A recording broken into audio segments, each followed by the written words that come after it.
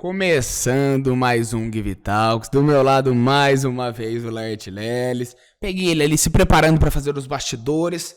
Boa noite, Laerte. Bom, independente, né, para quem tá vendo, bom dia, boa tarde. E aí, pessoal, tudo bem? Hoje uma configuração um pouco diferente de câmera, pegando nós dois aqui. Precisamos nos adaptar, às vezes, para fazer acontecer, mas a gente não vai perder qualidade nenhuma no programa. Isso. Muito por conta que o convidado também eleva muito a qualidade do nosso programa hoje. Falar um pouquinho sobre ele antes de passar para ele. Ele que é formado em arquitetura, porém resolveu usar essa arquitetura para uma outra coisa. Hoje ele é table designer, ele vai explicar pra gente o que é isso. Tem uma empresa, né, é fundador e dono da Casa Mascarim, que trabalha, são várias frentes do mercado de luxo. Ele vai comentar com a gente também quais são essas frentes. O trabalho dele é muito amplo, ele acaba sendo também um consultor de várias frentes. Recentemente também a empresa lançou um espumante de marca própria, a gente vai falar sobre isso também. Bom, convidado de hoje, além disso, é professor de etiqueta, um convidado bem chique, pelo menos vai elevar a altura aí que talvez a gente possa, a falta de câmeras aí, talvez seria um problema, não vai ser, porque as câmeras que precisam estão rodando, vai acontecer certinho. O convidado hoje é muito bom, Vinícius Mascarim, seja muito bem-vindo e muito obrigado pela presença. Obrigado, Dudu, obrigado, Laerte. Eu já tô me sentindo no programa da Gabi, porque teve até introdução, então já tô gostando. Tem que ter. E antes da gente começar a entrevista, eu quero parabenizar vocês pelo programa, pela iniciativa e de valorizar o que a gente tem de bom por aqui, os empresários, o comércio local, e colocar todo mundo em pauta. Isso é muito importante. É isso, a ideia é justamente essa. Como a gente estava conversando antes da entrevista, né, é trazer pessoas que são referências, que são rostos conhecidos e muito queridos também pelas pessoas da nossa região como um todo, né? Nosso programa, ele acontece em São João da Boa Vista, mas ele abrange toda a nossa região. O Vinícius é de Vargem Grande do Sul, a família dele também é toda de lá, não sei, mas vai falar também pra gente. Mas enfim, vamos começar. Antes da gente falar especificamente da sua carreira, eu queria já começar traduzindo um pouco pro pessoal de casa o que seria exatamente isso que você faz no que se trata do table designer, o que faz especificamente. Depois a gente comenta como é que chegamos até lá. Não, é só pra Mas dar o que uma clareada. faz um table designer é... A questão da mesa posta hoje em dia está muito mais ampla do que antigamente. A gente tinha 2, 3 louças maravilhosas e você usava sempre a mesma toalha, a mesma louça e tudo mais. Hoje em dia, imprime-se um caráter muito mais artístico na hora de montar uma mesa. Então, tem o arranjo de flor, tem as comidas que a gente vai servir, tem a louça que a gente vai utilizar. Esse é o trabalho de um table designer, a gente criar uma arquitetura quase, uma decoração para uma mesa, para um jantar, para um almoço, somente para uma refeição. Certinho. Bom, agora vamos para a sua carreira. Antes de começar de fato o podcast, falar as coisas que a gente precisa falar. Tava olhando para a câmera errada. O Give Talks é uma realização da produtora Jaguari em parceria com a Hello Mark e a Octa Soluções. Siga as nossas redes sociais. O nosso estúdio e a nossa produção estão disponíveis caso você queira fazer o seu próprio podcast.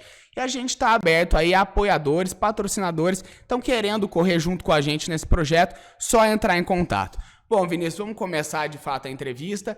Eu queria saber de onde que veio esse olhar. A gente percebe que é mais do que sua profissão que você faz, é meio que um estilo de vida mesmo. Eu queria saber quando começou isso, antes mesmo até da arquitetura, né? Essa visão mais organizadora, mais estética também sobre as coisas. Como foi que começou isso aí? Eu não sei te dizer quando começou, porque a vida toda eu fui assim. Então, a arquitetura aconteceu. Eu acredito que eu teria me dado bem em outras áreas. Se eu tivesse feito moda, talvez publicidade, qualquer coisa que tivesse estética envolvida, teria me agradado. Eu preciso da estética para viver. E acabou que fui para arquitetura. Mas, você perguntou se sempre foi assim. Na infância eu adorava Lego. A minha mãe sempre aguçou muito isso. Então, eu tinha joguinho de montar, tanto Lego quanto aqueles que são de madeira. Tudo isso me agradava. E eu desenhava planta. Eu me lembro que a gente ia no quintal da minha avó e as meninas ficavam fazendo amarelinha. E eu gostava de desenhar a casa. Mas eu não desenhava a casinha assim. Eu desenhava a planta. Aqui vai ser a cozinha, aqui vai ser a sala. Então, quer dizer, eu acho que isso já veio lá de trás. E aí a minha mãe sempre aguçando tudo isso. Eu me lembro que quando começou o Casa Cor em São Paulo, ela me levava. São Paulo era meio longe, não era a facilidade que é assim para você ir e voltar só para ver a Casa Cor. Então, eu não consigo imaginar um período onde eu não decidi ser arquiteto. E durante a faculdade de arquitetura, eu percebi que é um ramo muito amplo, porque eu descobri também que eu não gosto somente da construção, mesmo porque obra é um negócio que para mim é sofrido, eu gosto mais da organização. Então eu acabei indo para várias áreas com esse caráter. Eu gosto de organizar, eu gosto do planejamento. Quando tem uma festa, eu adoro pensar que roupa que vai e tudo mais. Eu gosto sempre do antes, dos bastidores. Esse processo é que me faz feliz, é onde eu me divirto. O seu trabalho, como a gente já disse no começo, ele usa da arquitetura, né? Mas eu queria saber se na faculdade você já pensava em alguma coisa nesse sentido, eu quero seguir uma outra coisa, ou a ideia era o tradicional, você se arriscou no tradicional, né? Então, falar um pouquinho sobre Então, isso também. o assunto faculdade é amplo. Por quê? Eu me lembro que eu saí de Vargem, mas era jeca num grau que não tem explicação. Cheguei em São Paulo, aquilo tudo foi difícil, foi tudo novo e tudo mais. Fui fazer FAAP, que é um universo à parte. E eu amava FAAP. Tanto que eu não conhecia muito FAAP aqui. Eu tinha ido fazer vestibular em São Paulo, sabia que iria pra lá. Eu fiz Mackenzie, fiz Belas Artes, PUC era Minas. E FAAP, passei em todas. E resolvi ir pra FAAP. Foi a última que eu prestei, porque eu ia fazer aqui em São João, a São João Decor. Então eu já tinha sido convidado para fazer São João Decor, eu já gostava dessa área de decoração, eu já tinha feito umas coisas em casa, minha mãe deixava, eu tive muita gente boa no meio do meu caminho. Então o marceneiro, quando eu mandava o desenho, ele falou, não é uma linha, são duas, porque tem a espessura da chapa da madeira. Tanto que eu entendo muito de marcenaria hoje em dia, porque desde o começo, muito antes da faculdade, eu brincava com isso tudo. Então, a dona da Decor tinha visto as coisas que eu tinha feito e me convidou, mas eu tinha que passar numa faculdade. E a FAAP diziam que era fácil de entrar, e é mesmo. Mas é difícil sair, que tem esse estigma também, não é que é uma faculdade fácil, não foi mole. E aí eu fui prestar FAAP por isso. Quando eu entrei, que eu vi aquela escadaria com aqueles vitrais, eu vou ficar aqui. Eu não quero ir para outro lugar. Mãe, posso fazer aqui, né? Se der para pagar, porque era meio caro. E aí eu fui fazer FAAP. Bom, cheguei em São Paulo, fui morar sozinho, aquela coisa toda. Eu me lembro de ir pra faculdade e buzina. Gente, em São Paulo, buzina é uma vírgula. Eu olhava, achava que era pra mim, que estavam me chamando. Pra você ver o tanto que eu era jeca. Porque eu achava que eu tava em Vargem, São João, que alguém conhecido buzinou. Então foi um ano, um período de adaptação, um sofrimento sem fim. Eu urrava em casa, não é que era choro. Eu sofri com aquilo, de ficar sozinho, ficar longe de pai, de mãe, sentia saudade de casa, Um outro tudo. estilo de vida Era muito também, difícil. né? Era muito difícil.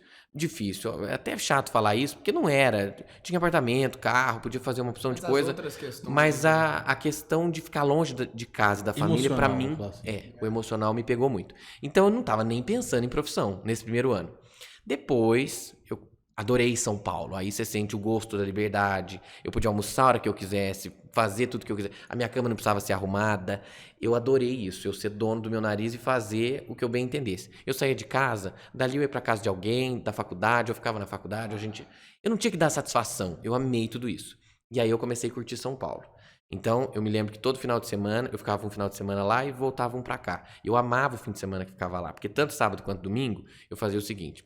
Primeira coisa, eu ia numa missa, numa igreja, eu queria conhecer as igrejas e tudo mais, que era também uma coisa que a gente estudava na faculdade.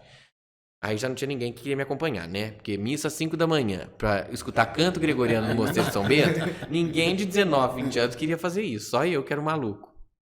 Depois eu ia fazer uma exposição. Então, vi tudo que teve em São Paulo nessa época. Aí já tinha 2, 3 gatos pingados que queriam ir comigo. E depois ia a um restaurante. Então, conheci uma opção de coisa. Isso foi me abrindo o olhar para um monte de questão.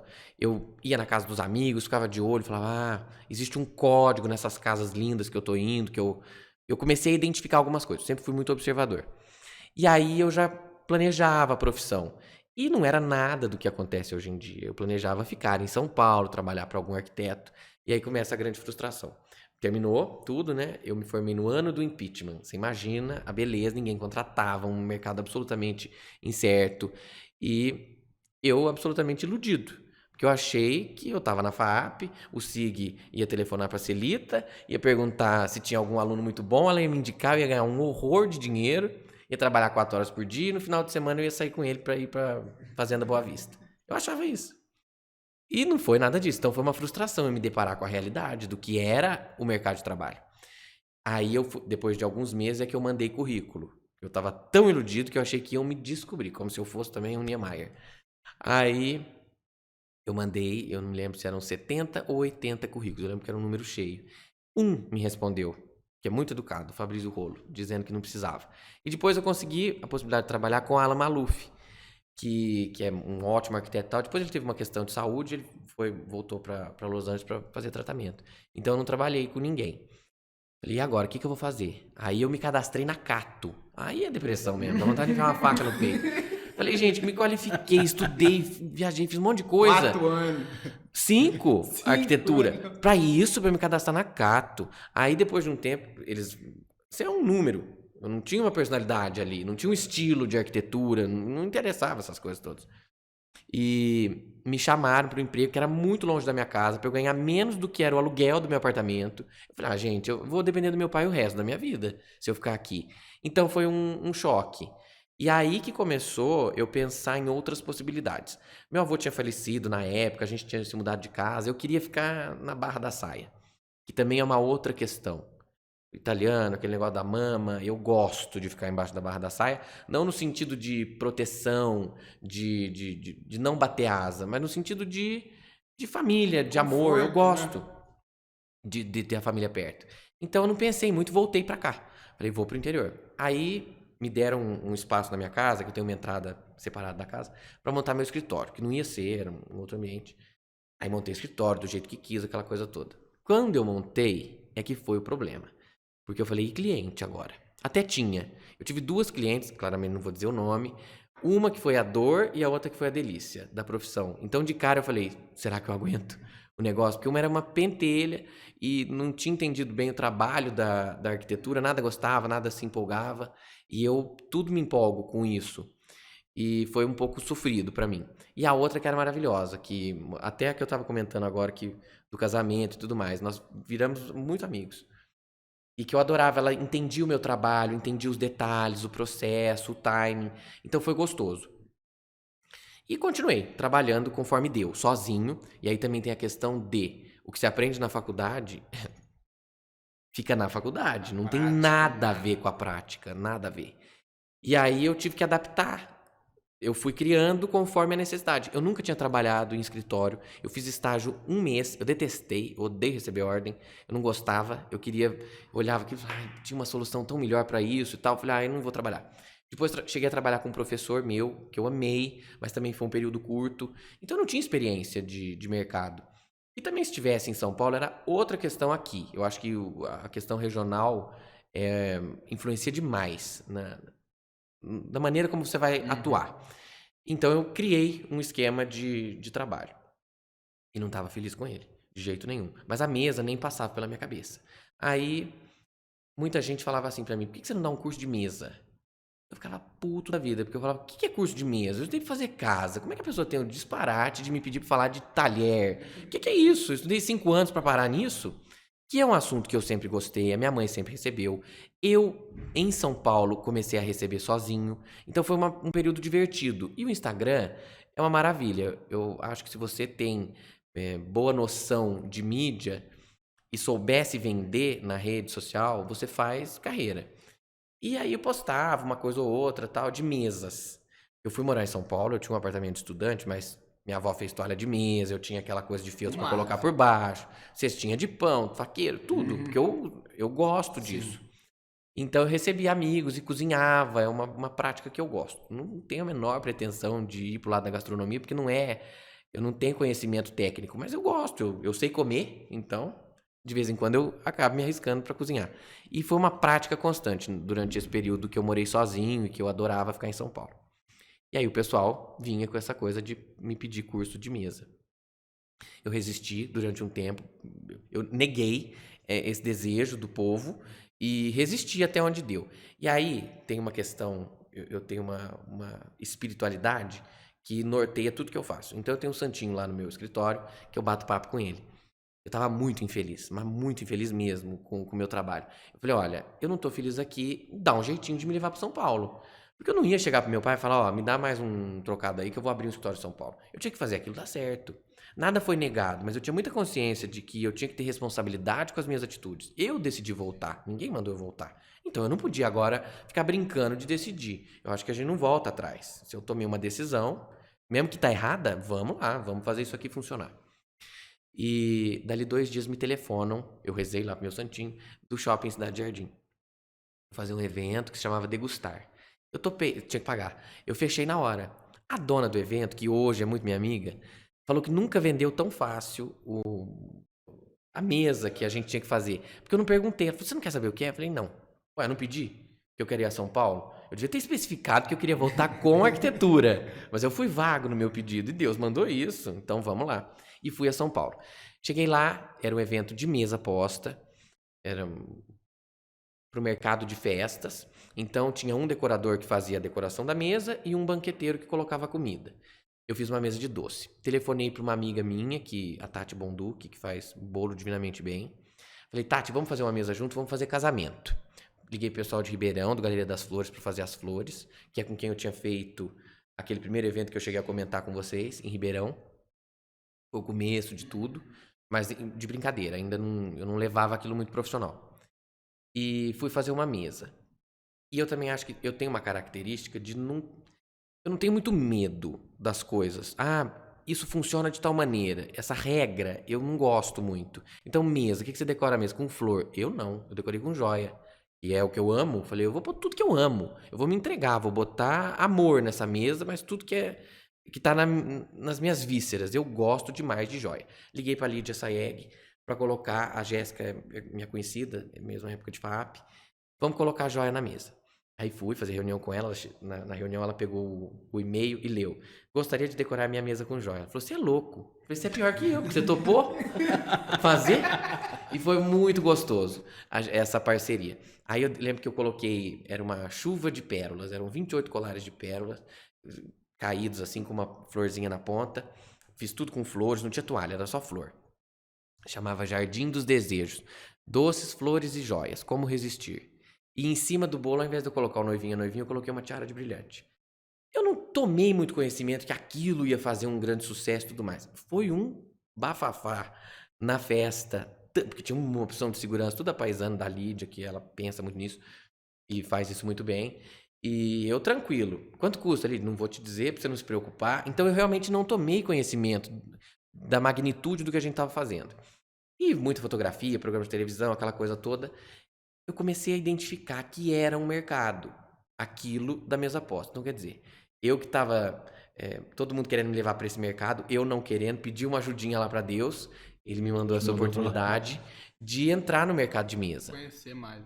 E aí eu comecei a me arriscar, falei, acho que tá legal isso daí. Depois, eu tive com uma amiga que estava no dia do evento e tal, que me deu uma informação privilegiada. Eu devo muita coisa a ela, Karina Taramelli, que vai nos assistir depois, que me contou uma coisa de uma pessoa que meio que duvidou da minha capacidade. Isso que eu digo que foi informação privilegiada. E eu canalizei aquilo. Eu acho que quando alguém duvida de você, você não pode choramingar, você não pode ficar chateado e cair. Você tem que pegar aquilo, usar aquele veneno como combustível. E foi o que eu fiz. Falei, não por isso. Então vamos lá, vamos fazer esse curso de mesa. E eu fiz. Aí foi o seguinte, eu não sabia o que eu ia falar, como é que ia ser. Eu falei, deixa eu ver se realmente esse pessoal tem interesse. Fiz um post, foi a única propaganda que eu fiz na vida. Em 2017. Eu falei, vou dar um curso de mesa. Eu botei uma foto minha, escrevi que eu ia falar sobre montagem de mesa e etiqueta. Porque eu achei que montagem de mesa era muito pessoal. Porque você acaba criando um estilo e tal. Mas então vamos entender algumas regras para a gente poder chegar na questão das composições. E coloquei isso numa sexta-feira, à noite. No domingo eu tinha 20 alunas. Quer dizer, que tinha interesse em fazer o curso, que eu não sabia o que eu ia falar, onde que ia ser, como é que... Nada, preço, nada. Segurei a onda, não disse pra ninguém que eu tava despreparado. Falei, daqui um mês nós vamos começar. E nesse um mês foi a maior correria. Eu já lia muito sobre o assunto, eu gostava muito. Eu tive uma tia-avó muito importante na minha vida, que me abriu essa questão da etiqueta. Ela era muito fina. E eu passava final de semana com ela. Então, era um assunto que eu já curtia desde sempre. Não é? Lazinha Pet. Tia Lazinha foi o amor da minha vida. Nunca vou amar alguém como eu amei a tia Lazinha. E a gente chamava de Inha. E ela era muito chique. Eu lembro que ela só usava esmalte cor-de-rosa, a unha sempre perfeita, o cabelo sempre arrumado, cheirosinha, de tailleur. Ela era uma imagem que eu tive de elegância. E ela falava da etiqueta de uma maneira leve pra mim. Então, eu me lembro que eu ia lá, aniversário dela. O copo tinha uma rendinha embaixo. Eu comecei a entender todo aquele capricho né? Porque tem gente que infelizmente vê como frescura. Eu acho que se beleza for frescura, essa pessoa que pensa isso não vai se encantar com o pôr do sol, com o cantar dos pássaros, né? Deus é beleza, a beleza tá aí para quem quiser ver. E eu consigo reconhecer ela em qualquer situação. E essa minha tia me aguçou tudo isso. E aí eu lembro que eu peguei o copo, fui beber. Ela falou assim: agora você tem que limpar a boca antes de beber, porque senão suja o copo. Ali tirou completamente o estigma da frescura. Eu entendi que tinha um motivo. Porque não é legal você ficar vendo a comida do outro no copo. Então, aquilo foi de uma maneira natural. As coisas têm um porquê, né? Tudo tem um porquê. Nada é frescura. Nada é frescura. Quem acha é porque não entendeu o porquê e, enfim, é uma outra questão. E então, por isso, talvez eu tenha sido tão resistente com a questão de fazer o curso. Porque eu achava aquilo muito banal. Porque eu tive aquilo em casa de uma maneira natural. Não foi uma aula, não foi uma coisa sofrida. Senta que você tem que aprender assim. Foram me mostrando aquelas coisas todas. Nunca com frescura e nunca com peso, não tinha erro. Você tá fazendo errado e tudo mais. Olha, meu filho, faz assim, porque é melhor. E me dando o porquê. Então eu gostava da temática. E aí, voltando ao curso, eu já lia sobre o assunto, eu tenho bíblias de etiqueta, que é um negócio que eu gosto de ler. Não é uma coisa que eu vou consultar de vez em quando. Eu, de vez em quando, estou lá no quarto e falo, deixa eu ler isso aqui, como é que é? E tenho livros que dizem que perfume que você vai usar para fazer uma visita de pêsames, como é que você vai vestido a um casamento de dia, e coisas mais profundas. Como você vai para ir num podcast, assim, tipo... Isso seria etiqueta moderna, acho que eu posso porque eu entrar fazendo um adendo aí. Uma aula de etiqueta. Eu posso fazer um extra aí. E aí eu gostava dessa temática, comecei a ler, e aí eu tinha algumas dúvidas muito pontuais. Por exemplo, se vem um pratinho de consomê com tampa, quem tira a tampa? Sou eu? É o garçom. Mas se não for, onde fica?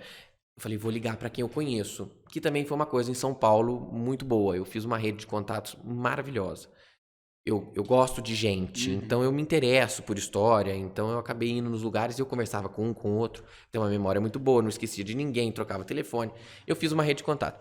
Aí telefonei para uma amiga que é consuleza, que entende muito de etiqueta, a outra que a mãe é muito refinada, como é que faz isso, como é que faz aquilo? E acabei montando o curso dessa maneira. E ficou bem completo, modéstia à parte. É um curso fácil, é um curso leve, e que eu fiz de uma maneira, eu coloquei cultura. Eu acho que nada pode ser muito pesado. Então, se a gente vai para o lado artístico, sempre é mais gostoso. Então, um exemplo. Quando eu fiz o primeiro jantar, porque daí foi o seguinte, eu tinha as 20 alunas, eu dividi em turmas de 10, porque mais eu e minha mãe faríamos 12. Eu tenho mesa para 14, mas o meu medo é sempre que falte um, porque eu não tenho dispersão, mas vai que alguém tem, dizem que não é legal sentar em 13 à mesa. Então, eu fiz 12. Eram 10 alunas. E aí eu montava o grupo. Então eu fiz 2 dias, justamente para ter a leveza. Um dos dias, o primeiro dia, a gente tinha o curso mesmo. Íamos à mesa, a gente fazia o teste de como segurar. Não tinha comida, mas a gente fazia Eu cheguei a ter, todo o movimento. Um ano de gastronomia, depois eu acabei desistindo, legal. mas lá a gente teve aula de etiqueta mesmo, né? Então você entende como é importante isso. Sim. Porque depois eu entro em outras questões falando da importância da etiqueta, que eu acho muito a próxima sério. Pergunta que eu tenho, pode finalizar isso aí, depois a gente vai... E aí, onde que eu tava mesmo? Que eu me perdi? Agora fugiu. Você tava... Primeira aula do curso era uma aula mais prática. A primeira aula é prática, é mais teórica, quer dizer. Aí no segundo dia eu fazia o jantar. Eu falei, então temos que ter a experiência de ir a um jantar formal. Que roupa que coloca, como é que vai. Ninguém precisa me levar presentinho não, porque estão pagando inclusive. Mas como é que a gente se porta em relação ao anfitrião e as comidas mesmo. Aí chamei chefes de cozinha, a Gabi Bufo daqui de São João, que é muito boa, lá do Racine. E ela é da minha época de escola, lá em Vargem. Então eu achei gostoso isso, esse reencontro depois de uma pessoa da minha época também, pra gente bolar o cardápio. Então a gente escolhia a louça, tudo tinha um porquê. Então o primeiro jantar foi brasileiro. O dedo tava em tudo. Tudo, eu adoro participar de tudo. Pra mim a diversão é justamente essa. Dá trabalho, mas pra mim é divertido. Então nós vamos montar um jantar brasileiro, porque eu falei sobre dress code. Uma coisa assim que eu dei uma pincelada, não era pra virar o que virou. E eu acho bacana essa coisa do orgânico, como a coisa se dá, a gente pegar isso tudo e fazer acontecer. Então eu falei, olha, nós vamos fazer um jantar brasileiro, porque eu tinha uma coleção de Black Amour. Eu tinha um livro do Debré, eu li, falei, vou fazer alguma coisa meio assim, debreniana, vai ficar interessante. E fiz o jantar brasileiro. Então a música era brasileira, o cardápio que eu imprimi era um quadro da Lélia de Orleans e Bragança, que é da família real brasileira, se hoje fossem vigentes. O plasmã era, onde eu coloco o nome das pessoas, era a bandeira do Brasil Imperial de 1800. Então tudo ali tinha uma linha de raciocínio artística. E as comidas também seguiam essa temática. E na hora de falar do dress code, eu disse, olha, nós estamos em 1800, ninguém aqui é rico, ninguém aqui é nobre, nós não temos dinheiro para pigmentar roupa, venham todas de branco, de nude, de clarinho e tal. Marqueteiro eu sou, né? Então eu falei, vamos fazer uma foto meio Vanity Fair. Precisa ter isso para vender o próximo curso. E nem era a pretensão vender muito curso, mas eu falei, para ter um próximo passo, eu preciso fazer esse aqui dar certo. E aí botei a mulherada toda sentada, espalhada, brindando. A foto foi um arraso, deu o maior auê na cidade, foi muito legal. Segundo jantar, depois eu vou falar mais da foto, porque também tem outra questão. Eu fiz outra temática cultural. Eu tinha uma toalha, você vê que não é muito planejado. Alguma coisa tem que dar o gatilho. De toalha de Juí, que é uma estampa francesa. Falei, vamos fazer francês. Eu tinha trazido de viagem uns bustos que eu tinha trazido de uma viagem que eu tinha feito à França. Então, tudo tinha a ver com aquela temática. Aí a Gabi foi, vamos fazer então. Na nossa lista de convidadas tinha uma amiga que produz café. Então, pegamos o café dela pra gente fazer o creme brulee de café. Então, rolou uma adaptação. Esse processo eu acho muito gostoso. Elas queriam ir de branco. Nós também vamos vir de branco. Não, o dress code foi aquele dia, acabou, não tem mais isso. Não, mas nós queremos. Eu digo, então, eu ia pedir um social, eu já estava saindo da coisa do dress code. Mas a necessidade de festa, de ter um programa, era grande. A gente não tem muito o que fazer por aqui. Na hora que surgiu uma chance da gente fazer toalete, a mulherada caprichou.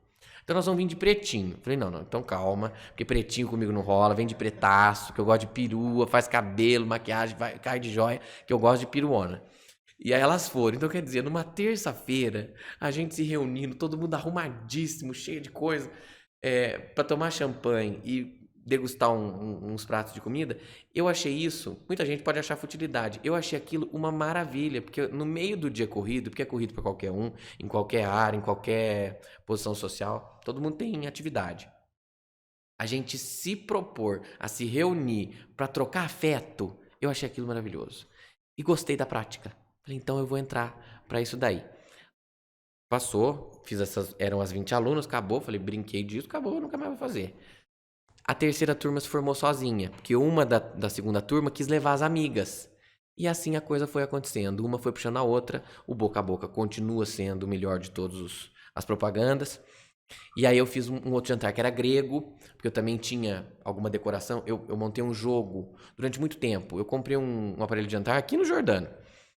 É nacional, mas com uma estampa grega maravilhosa. Depois eu tive viajando, não sei o que, achei o anel de guardanapo, que era um capitel de coluna. Comprei. Depois eu achei as taças numa loja que eu tive em São Paulo, que a haste da taça era uma coluna grega. Aí depois, você entendeu? A coisa foi indo, porque eu não gosto da coisa pronta, eu gosto da coisa personalizada. E eu amo garimpo, eu tenho olho de garimpeiro e eu preciso fazer garimpo na minha vida. Eu tô sempre de radar ligado, eu não quero ir numa loja, vamos comprar isso, combina com aquilo. Não.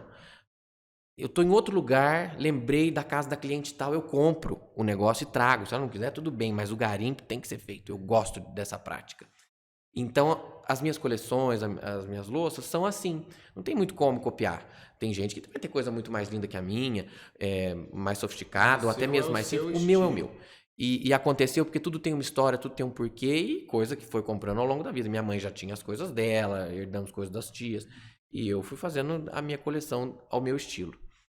E depois saiu uma outra empresa que a gente também pode entrar nisso. Mas voltando ao que eu queria falar da foto. Durante esse período, eu recebi muita paulada de crítica. E eu não gosto de crítica nenhuma. Eu não gosto de crítica construtiva, eu detesto. Eu acho que isso é muleta para invejoso te criticar, te dar paulada. Então não me façam críticas, porque eu não estou disposto a ouvir. Às vezes, se é uma pessoa muito amiga, ela vai te dar um toque, se está fazendo alguma coisa errada, tudo bem. Agora, em geral, a pessoa pode te dar uma crítica construtiva? Não, não pode. Que nem aquele meme, só pix. Opinião não quero mais. Porque é uma coisa muito chata. E eu tentando trilhar o meu caminho, e aconteceu um grupo de mulheres lá, né, de Vargem, no deboche. E eu, como não sou idiota, percebi que era comigo, né? E fiquei muito chateado com aquilo. Foi uma coisa que me atrapalhou. E aí a família entra, minha mãe, minha irmã, meu pai, todo mundo me segurando. Não, continua porque tá legal. É o começo, isso vai acontecer mesmo. Uma outra amiga me disse uma frase: prego que se destaca leva martelada. Mas é difícil você manter a força. No meio do caminho, eu acho que essa é a pior parte. As pedras não são problema, mas as pessoas são. Você acha que uma curiosidade, o mercado de vocês, ele é um pouco mais nichado, é um mercado mais exclusivo. Você acha que nesse mercado tem mais esse tipo de coisa ou você Não, assemelha não. Acho que não, qualquer? não. Eu acho que isso é um pouco mais a ver com o interior do que com o mercado. Tá. A gente fica mais em evidência, todo mundo se conhece. Então, uma vez eu assisti uma palestra do Karnal falando sobre inveja, né? Ninguém inveja o Napoleão Bonaparte. No entanto, ele teve uma opção de conquistas, mas o vizinho que comprou um carrão, ele vai te incomodar. E inveja é natural do ser humano. Eu também sinto, mas eu me controlo, eu me autoconheço e eu bloqueio quando isso acontece. Digo, não, não é por aí, não tem que pensar assim. E isso não vira maldade. Agora, quando você não se autoconhece e deixa essa inveja te tomar, aí você começa a fazer cagada. Aí você vai mexer um sopão lá pros pobres, porque você é muito boa, e você começa a se enganar, vai arrumando gatilhos e escudos para ficar atrás daquela capa da inveja. Não, eu sou uma pessoa franca. Quando eu sinto alguma coisa, eu me entrego a ela e luto. Ou mergulho quando é uma coisa boa, ou luto quando é uma coisa ruim. Então, nesse caso das fotos, a gente brindava com champanhe, eu comecei a ver um grupo de mulheres, tudo de camiseta, brindando com cerveja. E não estou fazendo crítica a isso, porque tem espaço. Quem quer tomar cerveja, eu também de vez em quando gosto, não tem problema. Mas a crítica foi um negócio que me doeu. E eu pensei em parar, não queria mais fazer aquilo, achei que estava ridículo, que é um grande medo da humanidade. Ninguém quer passar de ridículo. Eu achei que eu estava ridículo. E eu continuei. Hoje, a gente está construindo a loja, está construindo o espaço, a coisa se firmou. Então, se eu estou aqui para dar alguma dica para alguém e ser inspiração para alguém, nunca desista do que você está fazendo. No meio do caminho, sempre vai ter alguém que vai te dar uma paulada, mas acredita no que você está sentindo no teu coração. Eu acho que a gente esqueceu muito isso. Uma vez eu passei na rua, assim, em São Paulo, e li uma frase que mexeu muito comigo. Lembra quando você sentia e sentir era o suficiente para você saber? Eu achei isso maravilhoso, porque hoje a gente não ouve mais a nossa intuição. E eu, a partir de então, se eu sinto uma coisa ruim com uma pessoa, eu não vou mais, eu não sigo adiante. Porque eu digo que é a cabeça enganando o coração. O coração tem que comandar tudo que a gente faz. E, em geral, eu levo para a razão. Eu digo, a pessoa não faria isso. Faria. Se você está sentindo que ela faria, ela faria. Não dá pra gente também nivelar por base com o nosso conceito de qualquer coisa que seja. Então, eu segui a minha intuição de fazer aquilo que eu estava fazendo, que às vezes soou como futilidade para algumas pessoas e para mim era beleza. Eu tenho um compromisso grande com beleza, sempre em qualquer esfera. E assim eu continuei. Deu certo, eu me divirto muito. A coisa dos cursos, nós criamos uma história e depois eu comecei a perceber que isso também surtiu efeito comercial na cidade. E aí a gente entra na questão do empreendedorismo social. Porque empreender está muito pouco relacionado a ganhos. É mais com o que você oferece do que com o que você recebe. Eu tenho essa visão de empreender. Então, eu fiz uma festa de Natal e pedi vermelho. Já que é a coisa do dress code, porque daí as mulheres começaram assim, você vai fazer curso de Natal? Eu digo, vou. Ia nada. Aí eu tremi, porque eu falei, como é que eu vou ensinar elas todas que são mães, avós, que já fizeram 300 ceias e eu nunca fiz nenhuma? Olha a pretensão que eu tenho de ensinar elas alguma coisa. Eu fiquei meio tenso. Mas montei o curso, contei historinhas do porquê da árvore de Natal, falei sobre valores. Como é uma festa católica, eu falei sobre isso, não fazendo apologia a religiões, mas a festa se dá em torno de uma questão católica. Então falamos sobre isso, até esse último ano chamamos padre, fez orações, que eu acho que as tradições têm que ser mantidas, eu gosto muito disso. As histórias em geral, né? A tradição traz histórias, a gente não pode perder isso tudo, porque aprende-se com a história dos outros. Ou pelo menos deveria-se aprender. E eu pedi dress code vermelho, eu faço sempre as minhas festas um mês antes, então eu fiz dia 24 de novembro a festa de Natal. Passado um tempo eu comecei a ver as lojas do centro, da vila, de mais velho, mais novo, rico, pobre e tal, a criança. Todas as lojas tinham roupa vermelha na vitrine. Eu falei, tá acontecendo um movimento aqui. Isso tá interessante. Então, se eu posso ajudar o comércio local, eu vou fazer. E aí depois eu inventava cores e ligava para as lojas. Olha, vou pedir tal cor. já traga. Não ganho R$ 1 em relação a isso. E não quero. Aí eu faço festa segunda-feira. Todo mundo, o salão não abre. Eu já ligo pra moça do salão. Você quer ganhar um dinheiro extra? Segunda-feira eu te garanto que você vai ter gente. Então abre o teu salão. Muito. Não precisa me dar uma comissão em cima disso. Não é esse o meu ponto. Eu quero que todos ganhem. Porque é matemático isso. Às vezes a gente tem uma coisa de, fulano é bonzinho. Não tem nada a ver com bondade, é matemática. Se você tá feliz, eu fico feliz. Então eu quero que você ganhe. Porque todo mundo fica bem. Então houve um movimento na cidade muito legal. Com a pandemia, muita gente, quando eu saio, fala, tô sentindo uma falta das suas festas. Gente que não vai, mas que é do comércio. Porque acaba vendendo, né? Então, essa responsabilidade, essa noção do que eu podia fazer, eu sempre tive. E muita responsabilidade quando faço alguma coisa. Quando faço alguma festa e tudo mais. Então, foi assim que eu acabei entrando pra mesa. Legal. Você quer colocar alguma coisa? Não, tô só assimilando. Mas se você não perguntar nada, eu falo aqui 3 horas. Então, vai dando o norte. Eu queria depois senão... saber um pouco da história da Hebe, que a gente tem que falar sobre A gente isso. vai falar da Hebe. Passamos uma meia hora falando da Hebe antes de começar o programa. A gente tem que falar também. Eu poderia ficar dias falando de Hebe Camargo. Quer entrar no assunto da Hebe agora? Acho que pode ser legal nesse início Vamos lá, aqui. deixa eu entrar no... Por Vamos quê? falar de Por que Hebe. isso? Hebe faz parte da minha geração. A gente sempre viu a avó assistir Hebe. Mas eu nunca assisti o programa da Hebe. Aí fui morar sozinho em São Paulo e tal. Correndo os canais da televisão, Hebe. Mas eu achava cafona assistir Hebe. Eu falava, eu não via a Hebe do jeito que eu sinto ela hoje. Não achava que era um programa pra minha idade, nem nada. Mas o que me chamou a atenção foi a estética da Hebe. Porque eu gosto de perua. Porque eu tenho horror a menos. Less is more é frase de arquiteto. Eu não consigo entender isso. Pra mim, less é só banheiro e cozinha, como já dizia Carmen Marinque Veiga. O resto tem que ser mais. Eu gosto sempre mais. Mais gente, mais comida, mais brilho, mais música, tudo mais. Mais flor, em qualquer coisa que eu vou fazer. Vou a um casamento, por exemplo. Eu não, põe só aquilo. Eu não sei, eu acho que é meio falta de educação. Eu quero me emperequetar todo, porque eu gosto de emperequetação, é o meu gênero. Então já vou botar anel, botar pulseirada, põe coisa na gravata. Aí vai de acordo. Porque eu acho que é um respeito, um carinho com o próximo. Eu tô fazendo toda uma produção para aquela pessoa que me convidou. Então, aquilo já me agradou na Hebe. Quando eu vi aquela piruona, colar, brinco, cabelo, tudo do jeito que eu gosto. Então, esse foi a abertura para a figura Hebe Camargo. E depois assistindo, pesquisando, porque eu sou curioso, então alguma coisa que me chama a atenção, eu vou a fundo. A alegria de viver que a Hebe tem. Eu também tenho, e eu não sabia que tinha. Porque na minha casa é diferente, tem uma formalidade de convivência.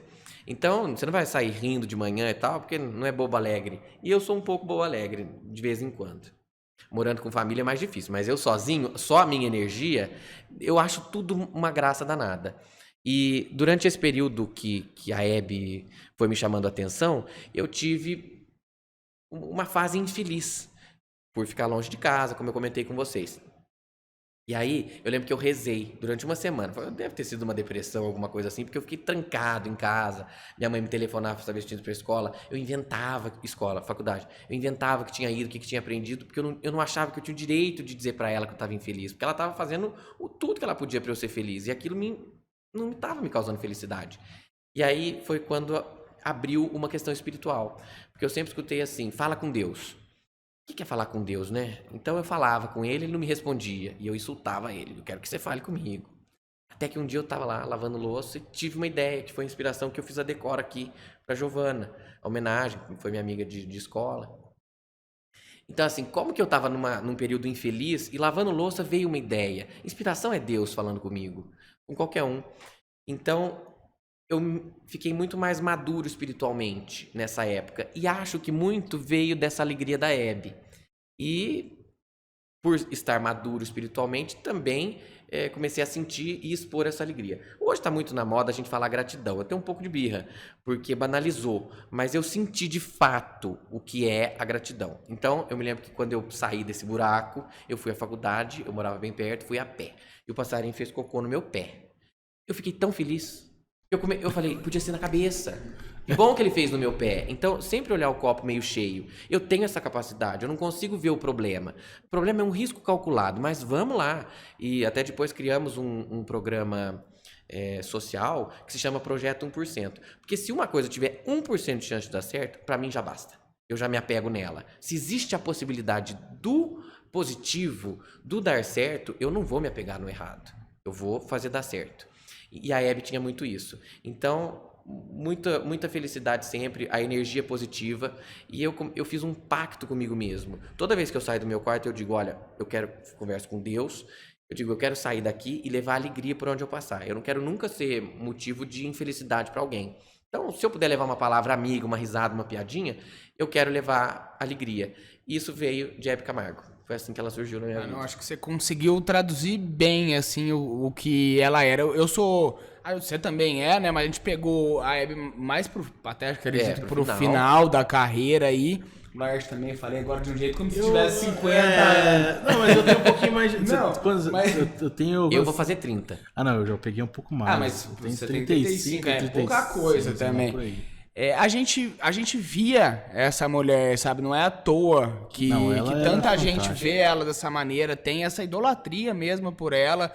Eu comentei com você antes também, eu via muito a minha avó nela, então por isso eu acabei criando uma relação também de admiração muito grande. Mas assim, é muito legal a gente expor isso também, né? Se a pessoa deixou um recado, deixou uma mensagem, vamos passar isso adiante. E você sabe que eu tenho também. isso com várias pessoas. Em geral, eu assisto filme e assisto muito entrevista, gosto de ler biografia, eu gosto de gente. E eu acho que a gente pode aprender com o outro. Então a Hebe me ensinou uma opção de coisa. Dercy Gonçalves, eu estava te contando do programa que eu adoro assistir, Gente de Expressão, da Bruna Lombardi, entrevistando gente boa, Fernanda Montenegro. Eu assisto muita entrevista e gosto de aprender com pessoas. Então eu bebi da fonte Hebe Camargo coisas boas que eu pude trazer para minha vida.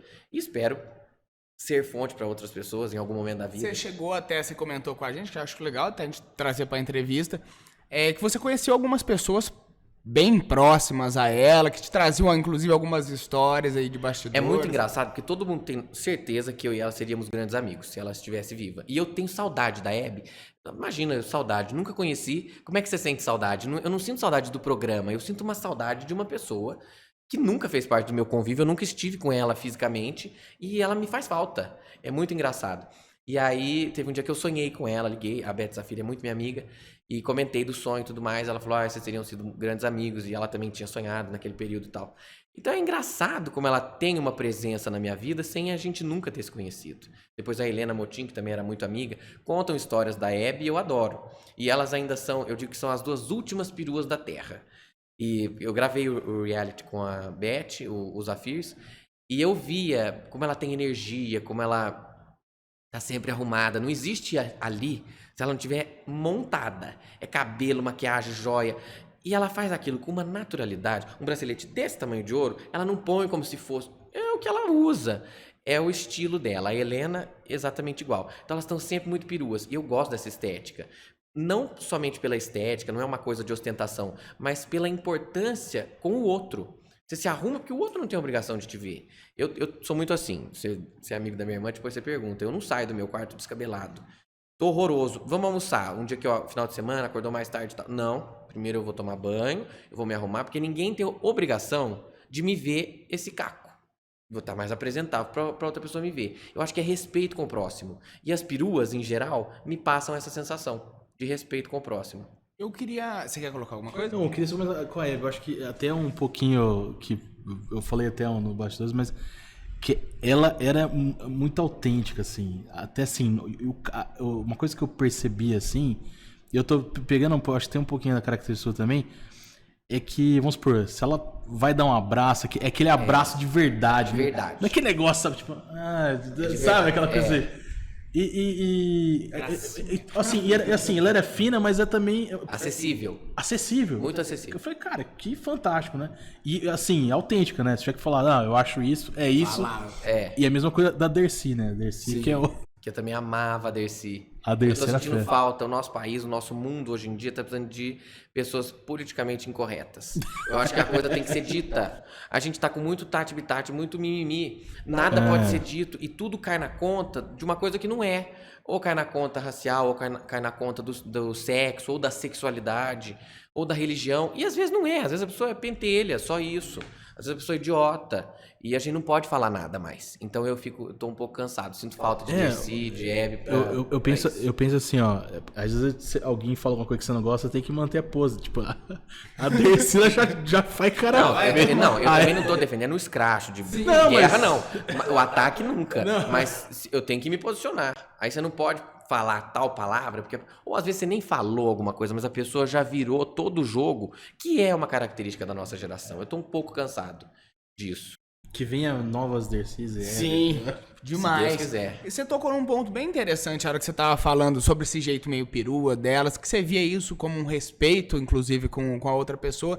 Eu queria entrar naquilo que a gente tinha comentado no começo, da importância, a gente tava falando especificamente antes sobre a etiqueta, acho que você pode incluir também uma apresentação, porque a gente não costuma ver tanto, a questão da mesa posta também nisso. Mas qual é a importância dessas coisas que muita gente, graças a Deus está diminuindo, mas acaba pensando, nossa, é uma besteira, mas que no fundo não é. Em primeiro lugar, nós não somos animais. Então, leão, girafa, não precisa de filosofia para viver, não precisa de arte. Nós precisamos. A gente se alimenta de outras coisas além do corpo. A gente também tem alma, tem espírito que precisa ser alimentado. E eu acho que o bom convívio vem disso. Eu não invado o espaço do próximo. Então, por que comer de boca aberta não é legal? Não é correto? Porque incomoda. A digestão tem que ser feita da sua boca para dentro. Eu não estou obrigado a ver isso.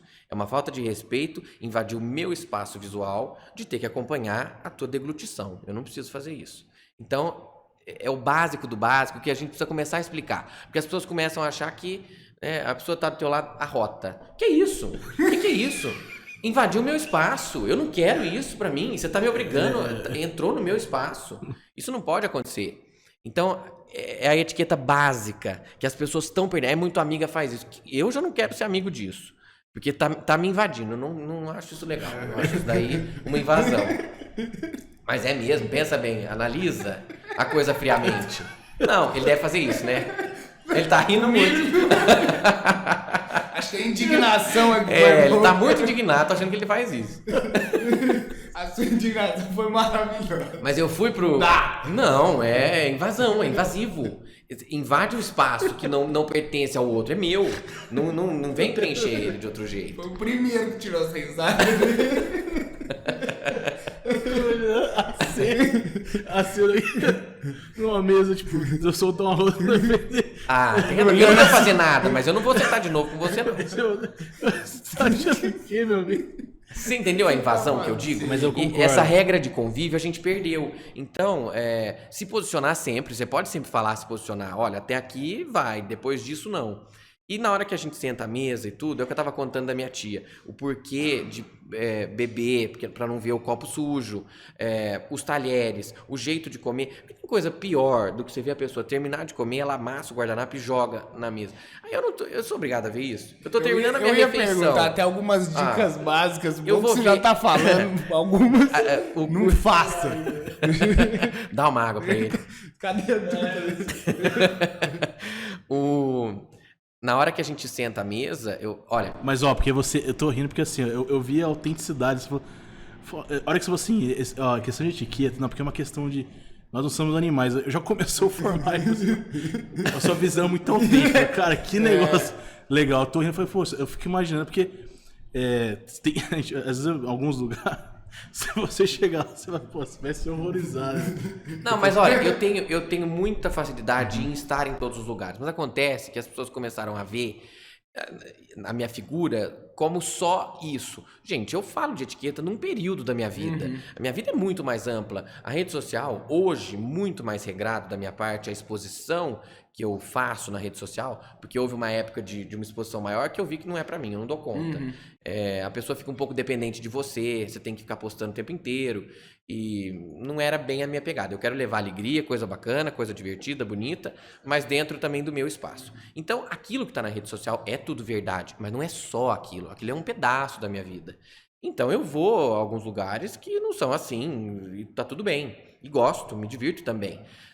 Só que tem lugares que eu já não gosto de ir porque eu me sinto um incômodo. Já cheguei aí em lugar que todo mundo tá com um copo de plástico e a pessoa me dá um copo de vidro. Eu vou embora na hora. Me trata como todo mundo. Eu acho que isso é educação também. Não é você tratar a pessoa com o melhor, mas você está segregando. Em geral acontece isso. Eu já fui em vários lugares que o meu prato é outro, que o meu copo é outro, num churrasco, por exemplo. E eu não quero isso. Aí eu fico completo, eu não fico à vontade. Eu tenho vontade de ir embora e vou mesmo. Eu cheguei aí num lugar, tem lugar que me trava.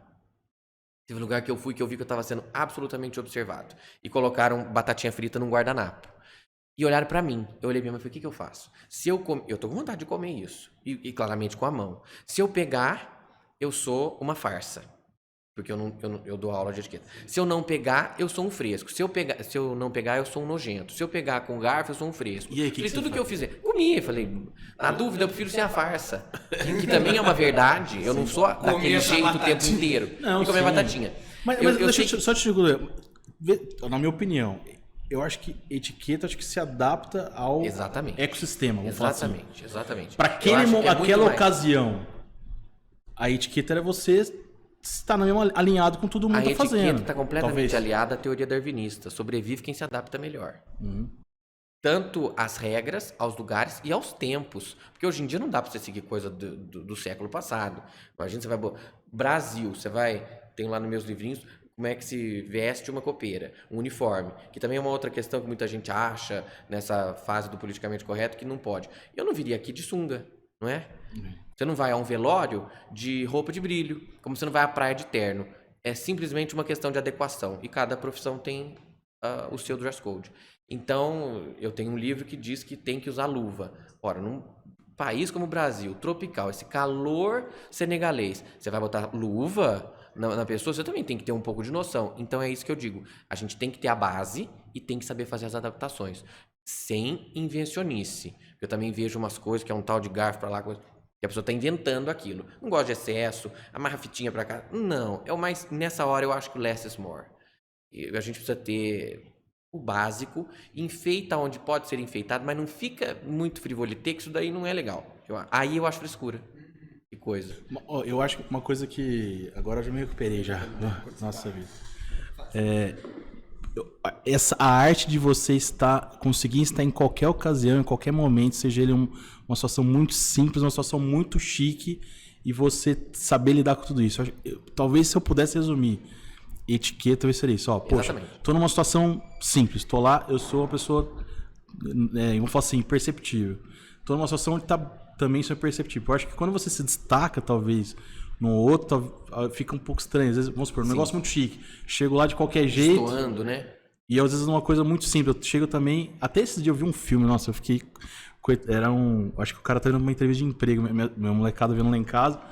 Eu olhei isso aí e achei engraçado. Ele chegou, a empresa tava tudo de terno. Aí ele olhou, apareceu uma startup, pessoal tudo de short, coisa e tal. Ele falou, nossa, eu vou fazer entrevista, os caras de terno aqui. Aí ele voltou no carro, tinha roupa dos filhos jogado pro carro, pôs a calça de pochete aqui assim, pendurada aqui assim. Aí chegou lá, só que acontece, era um negócio grande, a hora que ele entrou na salinha de reunião, a sala todo mundo de terno. Aí ele chegou lá na sala assim, tudo daquele jeito, ele achando, ele ficou totalmente deslocado. Ele achou que ele estava deslocado no começo, depois ficou deslocado lá dentro. Mas, olha, muito bem observado. Ele estava deslocado na primeira sala. Na primeira sala, sim. E na segunda, não. Porque tudo tem a hora e tem o lugar pra gente agir de tal maneira. Eu acho que essa adaptação é importante. E pra mim é o seguinte, a base pra você ser uma pessoa muito bem educada e dominar a etiqueta é o amor. Em primeiro lugar, porque é sempre pensando no próximo. Não é nunca em si mesmo. Então, se você não tiver amor para dar pro próximo, você não vai se preocupar realmente com a etiqueta. E aí você vai comer do jeito que você bem entender, você vai palitar o dente incomodando o outro, porque ele não te importa. Você não se importa com o outro. O outro não te importa. Então, eu me importo demais com o próximo e tomo um cuidado danado para não invadir o espaço dele, em qualquer ambiente que seja. E a adaptação, que para mim, é o grau máximo da elegância. O chique, eu poderia resumir isso. Então, o pessoal que acha que etiqueta é frescura, etiqueta é você respeitar o próximo. Não e que acha que é sobre si mesmo, né? Não. Eu acho que o Vinícius tá conseguindo traduzir bem pro pessoal de casa, conseguir entender que é o contrário, né? Sempre sobre Não é para mostrar que você é bem educado, é para deixar o outro à vontade. Sempre. Então, eu lembro que num curso que eu dei, eu dei o curso sobre jantar formal. Porque eu falei, se a pessoa sabe o formal, a francesa, etc., depois as outras coisas é fácil. E no caso do formal, você só serve vinho. E aí a pessoa falou assim, e se a pessoa que for à minha casa me pedir cerveja? Aí eu tive que explicar. Eu falei, olha, dentro de uma etiqueta formal, você não pede nada aonde você vai. O que te servir, você tem que comer. E eu sou assim, eu não gosto de uma série de coisas. Você pôs na minha frente, eu vou comer. Sofrendo, mas eu vou comer. E... a não ser que você seja alérgico, né? Porque daí também você não vai morrer. Mas, em geral, você não pede. Falei, em todo caso, se a pessoa te pediu, dá a cerveja e toma um copo junto com ela. É isso, pra não deixar ela, sabe, sem graça, como se ela tivesse te incomodado, deslocada, como um incômodo. Dá a cerveja e entra no jogo. E toma uma cerveja com ela. Então é isso. A base da etiqueta é essa. Eu tenho uma dúvida agora um pouco mais prática da coisa. Eu sei que varia muito de ocasiões para eventos também. Mas assim, quando eu quero receber alguém na minha casa, sei lá, 5 pessoas mais ou menos, o que não pode faltar, assim, de maneira nenhuma, assim? É uma boa recepção, uma boa comida, uma boa bebida, tudo isso junto. Tem tudo isso, mas eu acho que quando você vai a um lugar, o que você leva para sua casa é a sensação que você teve no lugar. Não o que você comeu. Porque você não precisa servir lagosta, caviar. De repente você serve sopa e trata muito bem. Pão com tomate e é uma delícia estar naquele lugar. Então, um bom ambiente, o que não pode faltar é alegria na hora de receber, doação e muito carinho. Independente da maneira que você vai receber. É o que ele falou, que etiqueta é amor. Pra mim é. Então pronto, você tem que receber com amor. Com amor. Porque tem gente que abre a casa, chegou o aniversário. Você vai fazer um melhor. Detesto isso, eu nunca recebi assim. E outra coisa, nessa hora eu acho que você precisa se colocar em primeiro lugar na hora de montar a recepção. Eu nunca faço pensando o que o fulano que vai vir aqui vai achar dessa mesa. Primeiro eu. O que eu achei? Eu achei linda. Então eu vou dar pra você o que eu achei lindo. Então eu tô botando amor no que eu tô fazendo. E aí eu acho que a pessoa vai gostar. Ah, não é muito meu gênero. Mesmo que não seja, a pessoa vai sentir o carinho que você teve pra fazer aquilo tudo. Um detalhezinho, um nome que você coloca, uma florzinha no banheiro, um cheirinho que você espirrou numa cortina. A pessoa sentiu que aquilo teve preparo. É esse o amor que eu digo, uma doação. Estamos tendo aula hoje de etiqueta. Então depois eu vou cobrar vocês. Eu dou um Vocês curso. estão achando que isso aqui é barato? Achando que Vocês valorizem isso aqui. Não é barato. Você sabe que agora a gente falando sobre etiqueta e falando de valores, isso virou um curso mesmo. Eu montei uma outra empresa, que é o Mesa Aposta com VM, é o Instagram, a gente tem a Tríade, que sou eu e a Laine, e que a gente está fazendo o curso online. Ainda está meio nenenzinho, não tá engatinhando, mas logo vai ser um projeto maior. Eu tô com muita coisa agora. Eu fiz muita coisa, de repente, eu me empolguei, que empreender é muito gostoso. Eu tava morrendo de medo de você me chamar aqui para falar de empreendedorismo, porque eu acho até meio petulante da minha parte eu falar sobre empreendedorismo, porque eu tenho a ajuda do meu pai. Eu tenho plena consciência de alguns privilégios. Existe uma caminhada, eu fico bem chateado quando as pessoas ignoram a minha caminhada. Mas assim... Não, eu caminho sim. Eu sei que é um caminho que tem certa sombra, mas existe um caminho. Então eu empreendi, mas eu não posso sair dando dicas de como fazer as coisas, porque eu sei que eu tive uma ajuda que não é a realidade de muita gente.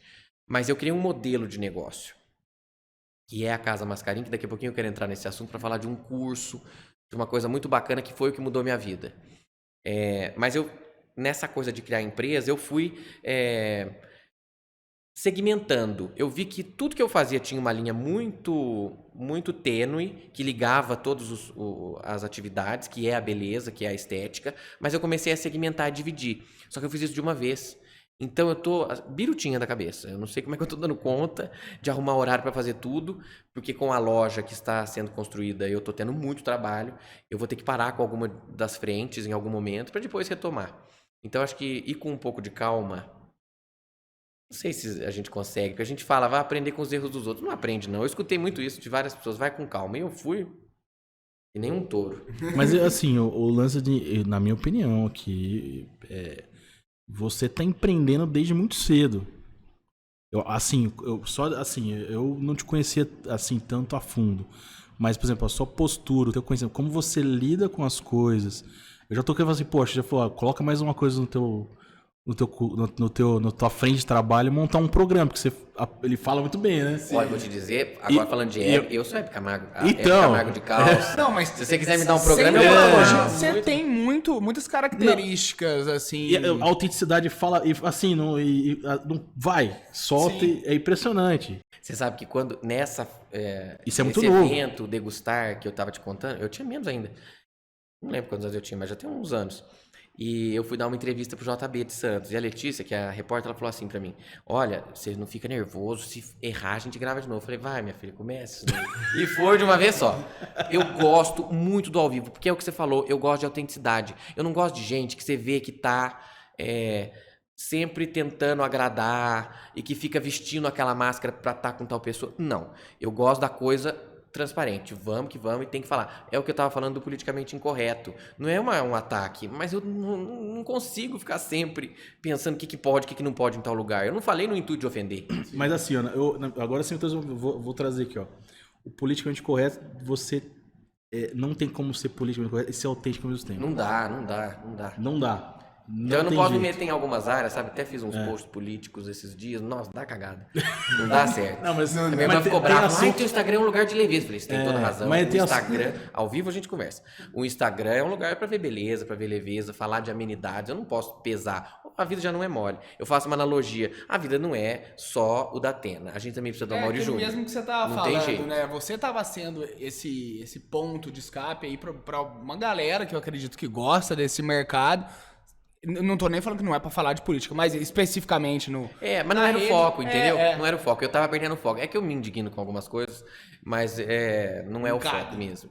Mas coloca aí, montar um programa aí, autêntico. Você sabe que... falar de etiqueta, falar de mesa. Como é que chama essa TV que abriu agora? Pode falar? Pode. Connect TV. Aqui Eles não me tem chamam- politicamente correto. Não. Não, é todo mundo amigo, todo mundo se conhece Não, e tal. A Lívia tava na organização e tudo, e o Cristiano Mistura, eu não sei se vocês conhecem ele teve comigo, ele falou, eles tinham me escalado para um programa. Eu cheguei a fazer até piloto, mas na TV União, com a Fabi. Eu fechei um programa, eram umas pílulas, e eu me diverti muito com aquilo. E foram achando que iam gravar um. Imagina, gravei 5 num dia, troquei de roupa, cenário. Eu gosto muito do ao vivo, gosto muito do improviso. E gosto quando erro. Eu errei, aí vamos lá, vamos no improviso transformar esse erro em acerto. Acho que isso em todas as áreas da minha vida, na arquitetura é assim.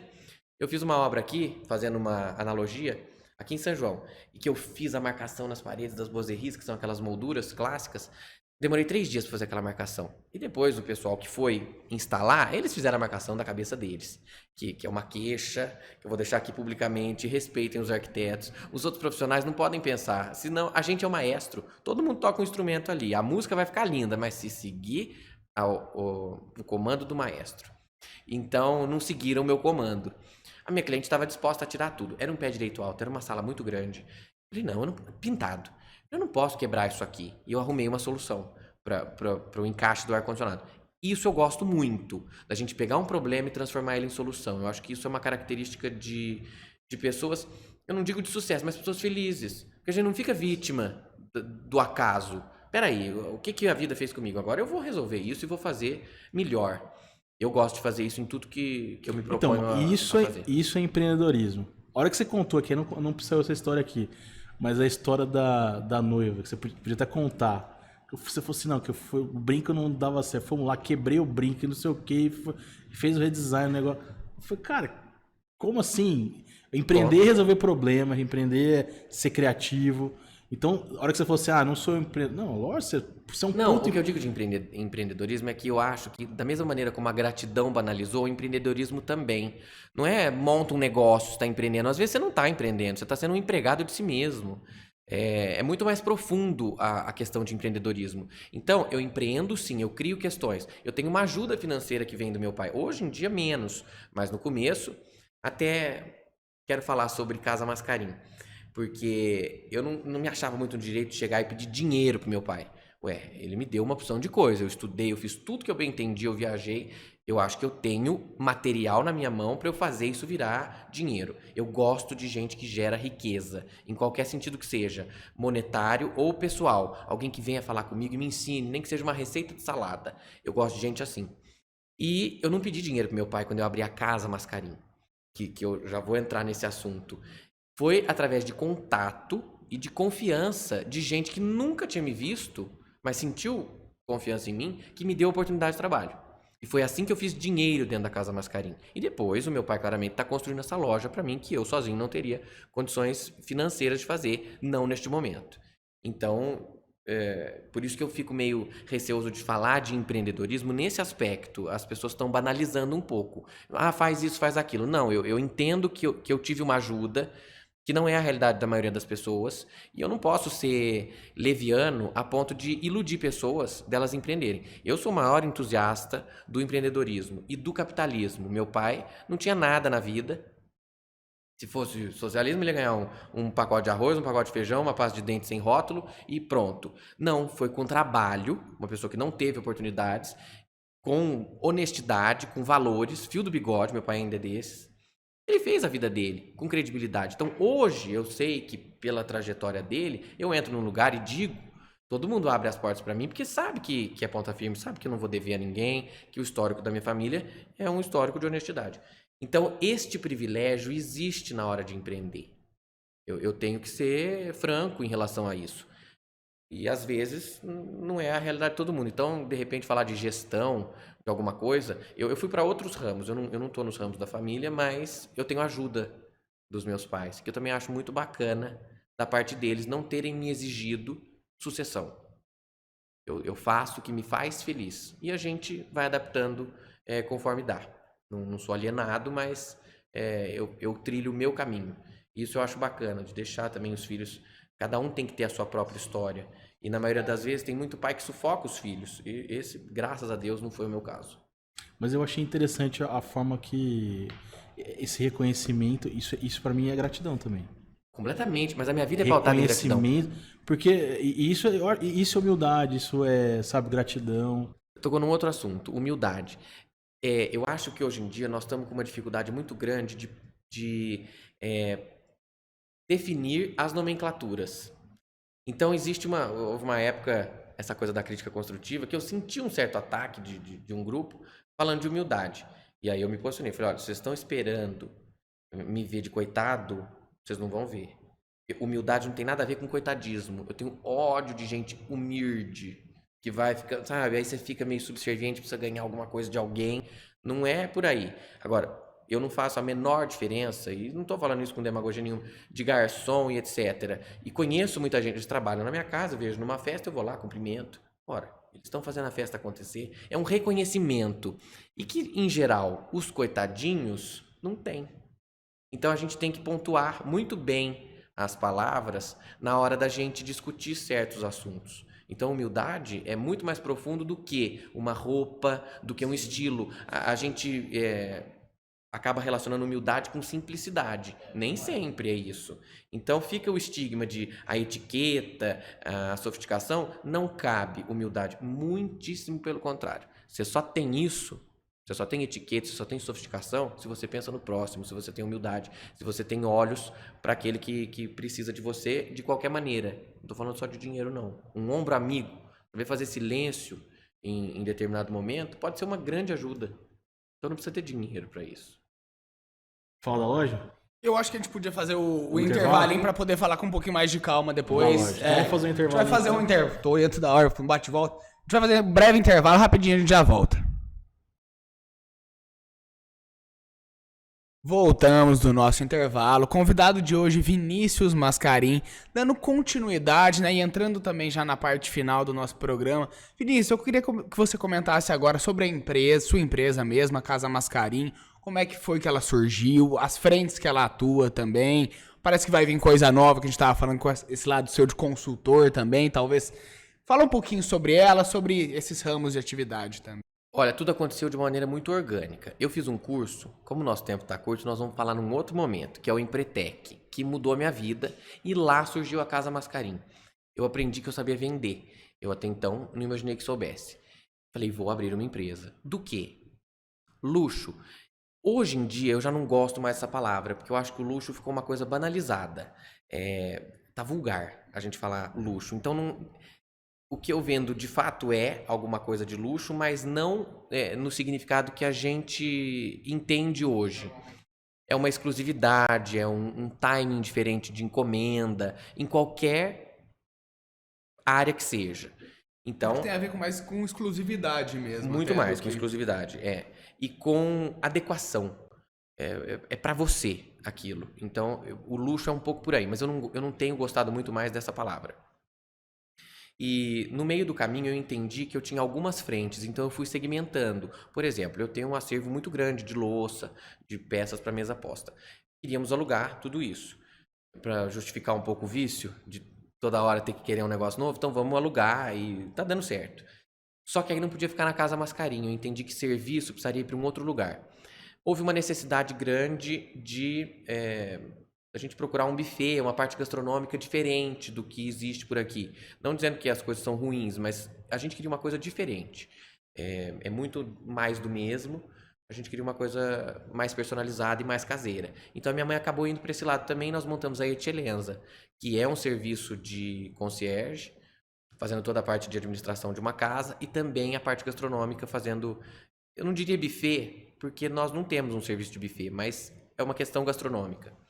Então, quando eu comecei o caminho da Casa Mascarim, ramificou para a Eccellenza. Eu já tinha a minha empresa de arquitetura Vinícius Mascarim, que continuou. E dentro da Casa Mascarim, nós permeamos por algumas áreas que hoje eu estou muito mais maduro. A pandemia foi muito boa para mim nesse período de construção. Foi um timing que eu precisava ter para entender o meu público, entender o que eu ia vender. E hoje a gente atua na beleza, sempre. Eu tenho a linha de joalheria, que eu faço revenda, da joalheria Julio Cubo. Vai ter no site, não vou fazer venda disso física no meu espaço. Eu tenho a linha de casa, tudo relacionado à mesa posta, cristal, prataria, louça, inclusive exclusivas, porque eu estou preparando tudo isso. Como eu estou na construção da obra, eu não tenho muito tempo de focar nos produtos. Logo, logo eu vou começar essa curadoria.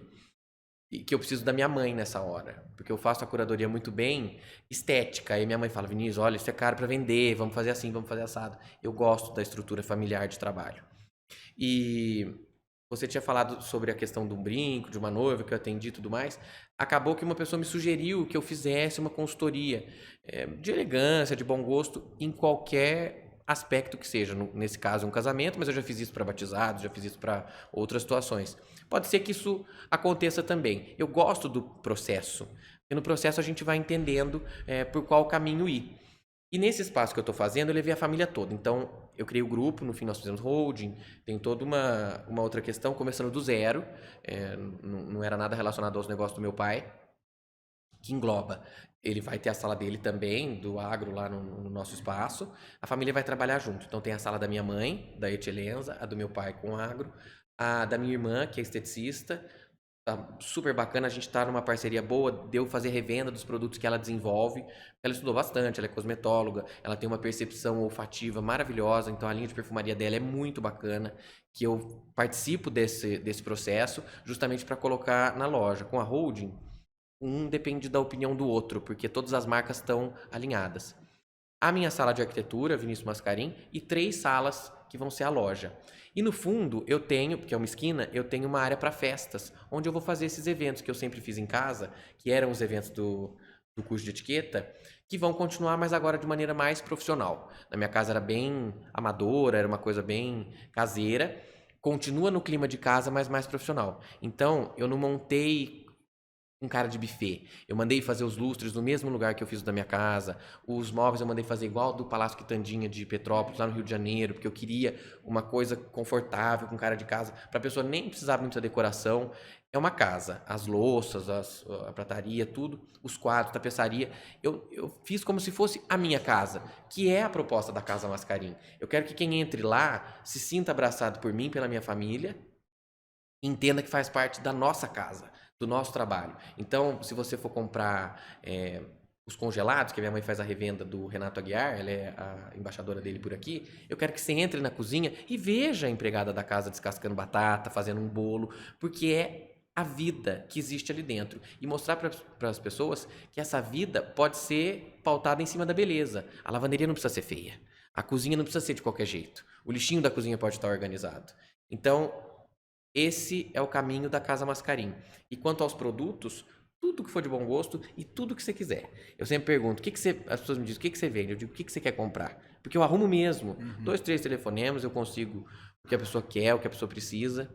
Então entra a parte da curadoria. E estou empolgadíssimo disso ser aqui na região. Eu acho que é um modelo que funciona muito bem aqui. E é em Vargem Grande, mas beneficia a região toda. Nós não temos um espaço de festa, como eu estou fazendo lá. Todos os espaços são vazios e você tem que mobiliá-los. O meu não, eu já estou fazendo como uma casa. E eu quero que você use o meu espaço para receber os seus amigos como se fosse na sua casa. Aí, já tem um slogan, então, eu falo pra você que ele tem que ser... Fala de novo o que você falou no final aí. Nem sei o que eu falei. Ó, você vê, é natural. Ainda bem que tá gravando. Não sei repetir. Você vai receber seus amigos assim como você vai receber na sua casa. Na sua casa, Olha pra você ver. Você sabe muito que legal a ideia. Porque daí no fim nós fomos. Eu tenho o espumante agora, que tá muito falando, legal, tá muito bem. sinergia. Vou fazer um casamento em Goiânia. Eu não tava imaginando. Eu via o produto como um gift. Por isso que eu gosto do processo, porque no meio do caminho você vai mudando e que maravilhoso a gente poder mudar. É o que eu falei da teoria darwinista. Sobrevive quem se adapta melhor. Então, se eu planejei de uma maneira e no meio do caminho eu vi que ali era melhor, eu vou por ali sem o menor orgulho. Vamos mudar o processo e vamos caminhar diferente. Eu acho isso muito divertido, inclusive. E na coisa do espumante, eu imaginei que ele seria um gift, porque ele não é muito barato em relação aos espumantes que a gente se serve em festa, porque é um outro tipo de produção. É mais boutique, porque é uma produção muito menor. De uma parceria que eu fiz com uma vinícola lá no sul. E até que uma pessoa quis colocar numa festa. Eu fiz um Réveillon, eu planejei o Réveillon e meu amigo colocou o espumante. O boca a boca é maravilhoso, todo mundo adorou, porque realmente ele é muito bom. Eu falo assim, eu quero que você me diga que ele é bom no dia seguinte. Você vai acordar sem dor de cabeça, não vai dar aquela azia no meio da festa que todas essas outras marcas chiques dão, porque é a minha bebida favorita e eu tô falando porque eu sei, porque eu sempre preferi beber isso em festa. E acabei colocando agora nesse casamento em Goiânia. Então estou super empolgado com os próximos vinhos, as próximas bebidas que podem acontecer também. E eu não tenho muito limite para o tipo de produto que a gente vai criar, contanto que todos eles estejam ligados pela beleza, pela estética, pelo bem-estar e pela sensação que eu vou causar no outro. Eu tinha até uma pergunta relacionada aos próximos planos do Vinícius para esse restante de ano que a gente tem, o ano seguinte também. Então é isso, não é nada muito específico. Não tem muito. Tem a direção, mas nada... Eu tenho uma direção, mas eu não tenho... Esse passo a passo não está feito, não. Eu preciso agora terminar a loja, como eu falei, eu acabei fazendo muita coisa ao mesmo tempo, me divirto com todas as áreas, mas hoje preciso ter maturidade para entender que alguma delas eu vou ter que abandonar por um momento para fazer as outras todas acontecerem. Eu tenho que fazer essa loja acontecer. E aí sim, eu vou fazer a curadoria muito bem feita, todas as propagandas. Eu acho que a gente vai oferecer coisas diferentes que o pessoal não está muito acostumado. Um desfile de moda. Você vê que a venda do meu produto sempre está relacionada a uma experiência. Então, você vai comprar roupa, vem assistir um desfile, se arruma, se perfuma, faz cabelo, coloca a joia que seu marido te deu, vem aqui bater um papo com uma amiga e, por consequência, você vai assistir um desfile e talvez comprar alguma peça de roupa. Eu estou entrando para coisa da moda e eu não vendo moda, eu vendo estilo. Chanel. Mais um. É uma publicidade. O menino é bom. Eu não vendo moda, eu vendo estilo. A Chanel falava isso. Tem que a moda passa, o estilo fica. E eu vi isso a vida toda na minha casa. As minhas tias nunca... você fica lindo de roxo, fica horroroso. Vai usar só porque tá na moda? Então não é muito por aí o nosso caminho em casa. Eu aprendi isso lá. Então tudo que eu faço dentro das empresas que eu criei tem verdade e tem uma bagagem de coisas que eu aprendi muito lá na infância.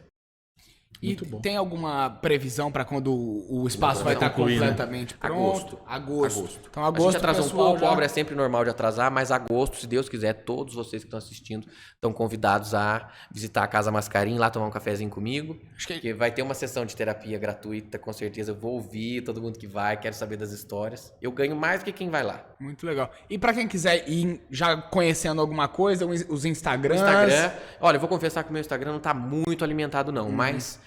O Instagram da Casa Mascarim tem uma série de coisas. O Mesa Aposta com VM... É Casa Mascarim mesmo o Casa Instagram. Mascarim inteiro, lá a gente fala de espumante, eu tenho alguns videozinhos e tal para o pessoal entender qual é o mood da empresa. Sim. Tem o Mesa Aposta com VM, que é onde eu sou sócio com a Laine, e é mais focado na mesa posta. Dou várias dicas de etiqueta, dicas práticas, Eu cheguei super a entrar lá rápido. bem legal pra quem... O nosso foco é fazer uma coisa rápida, fácil e prática. Eu não sou muito da frescura nessa hora. Funcional também, Funcional. né? E tem o meu Insta pessoal, mas que bastante gente me segue, que eu acabo falando de tudo um pouco, porque todas as empresas, elas têm as minhas entranhas. Eu não consigo dividir que hora é o Vinícius profissional, que hora é o Vinícius amigo, porque sou eu em tudo. Eu coloco a minha personalidade em tudo que eu faço. Muito legal. E realmente, Vinícius, dá pra ver, assim, sabe? Dá pra ver o trabalho que você faz, tanto a empresa quanto o trabalho próprio, pessoal mesmo, assim, refletem o que você é, né? E é um reflexo muito bom, sabe? É um reflexo que tem uma estética também muito legal, muito bonita. O trabalho que você faz, ele é realmente não só visível, mas ele é algo que a gente consegue compreender. Deu pra entender que nada é solto, nada é por acaso, tudo tem um porquê e um pra quê. Então, parabéns realmente pelo trabalho que Eu você, fico que você feliz. faz. O meu foco é sempre levar alguma diferença para a vida das pessoas. Através da beleza, eu trazer alguma solução. Então, fico feliz com a tua percepção. Espero que todo mundo também goste do que eu faço, porque é tudo feito com carinho. É isso aí, Vinícius. Queria agradecer você aí. Ele tá vindo, ele contou de São Paulo pra cá, mas tem que voltar. Tá uma correria, não tem muito tempo. Vim exclusivamente para cá, porque eu já tinha remarcado tantas vezes. Dudu já te agradeço de verdade ter vindo aí. Eu não te conhecia assim pessoalmente, nem aprofundar, mas eu vi essa autenticidade.